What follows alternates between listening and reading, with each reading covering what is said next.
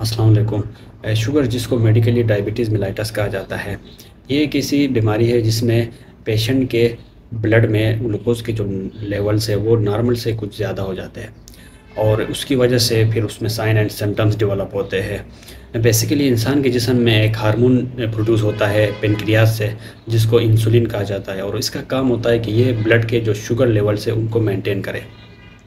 इसके बेस पे कि आया इंसुलिन प्रोड्यूस हो रहा है या नहीं हो रहा है। डायबिटीज़ को दो टाइप्स में डिवाइड किया गया है, एक है टाइप 1 डायबिटीज़ और दूसरी है type 2 diabetes. Type 1 diabetes early onset diabetes mellitus भी इसको कहा जाता है और ये इंसुलिन डिपेंडेंट डायबिटीज़ मेलाइटस भी इसको कहा जाता है। ये अर्ली स्टेज में डेवलप होती है, मतलब यंगर एज में, और इसमें इंसुलिन की प्रोडक्शन बिल्कुल होती नहीं है।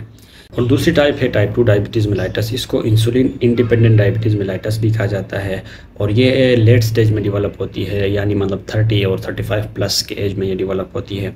डायबिटीज़ मेलाइटस की डायग्नोसिस के लिए दो टेस्ट की जाती है, एक फास्टिंग ब्लड शुगर लेवल्स और दूसरी है haemoglobin A1C levels. Fasting blood sugar levels patient में 126 मिलीग्राम पर डेसीलीटर से कम होनी चाहिए और साथ में पेशेंट को साइन एंड सिम्टम्स भी डेवलप होने चाहिए डायबिटीज़ मेलाइटस के।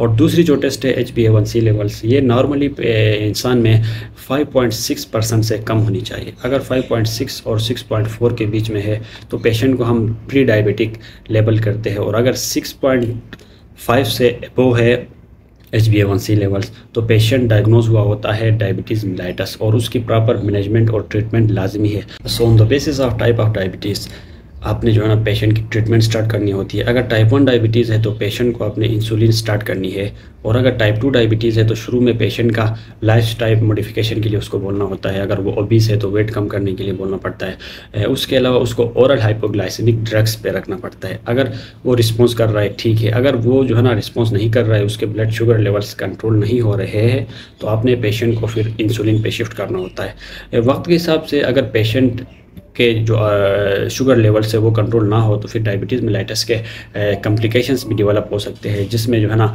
डायबिटिक रेटिनोपैथी आती है, आंखों में मसले पैदा होते हैं, डायबिटिक नेफ्रोपैथी आती है, गुर्दों में जो है ना खराबियाँ पैदा होती है, डायबिटिक न्यूरोपैथी जिसमें पेशेंट्स के जो है ना उसको सेंसेशंस में मसला होता है, नर्व्स में मसला होता है, और डायबिटिक जो है ना आपके पास वस्कुलर